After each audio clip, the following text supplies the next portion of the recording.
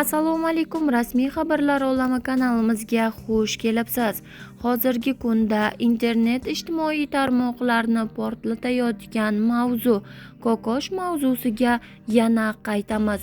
Abbosxo'ja Akromovning ayolining munosabati bo'layotgan voqealarga qanaqa ekanligi muxlislarimizni juda ham qiziqtirayotgan bo'lsa kerak. Abbosxo'ja Akromov o'z Instagram sahifasida ayoli bilan bo'lgan suhbatini ommaga ko'rsatdi. Adasi, bilaman, ichingizdagi gaplarni hech kimga aytmaysiz, doimo sir saqlaysiz. Kim nima desa desin, men yoningizdaman.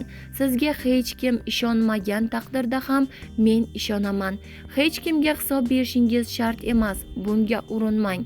Gapirganlar gapirib qolaversin. Siz hech kimni majburlab rol o'ynatmadingiz.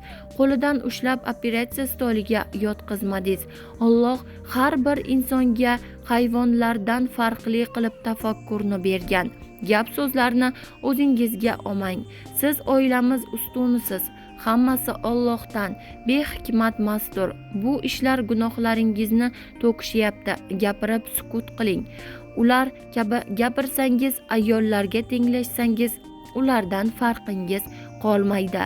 Hammasi yaxshi bo'lib ketadi deya ayoli Abbosxo'ja Akromovga yozib qoldirgan. Ilohim, boringga shukur. Men yoningizdaman. Siz yaxshi ota, yaxshi turmush o'rtoqsiz deya ayoli yozgan va Abbosxo'ja bunga javoban hech qachon birimizdan Alloh ayirmasin, boringga shukur deya yozib qoldirgan.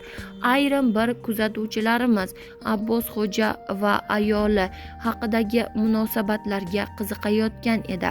Abbosxo'janing ayoli juda ham hamma narsani tushungan va kokosh bilan Abbosxo'janing orasida hech nima yo'qligini yana bir bora ommaga namoyish etishdi. Kokoshga sog' salomatlik tilaymiz. Alloh shifo bersin. Tezroq tuzalib yana ekranlarga qaytishini tilab qolamiz. Keyingi video roliklarimizni kuzatishda davom eting. Xayr, salomat bo'ling.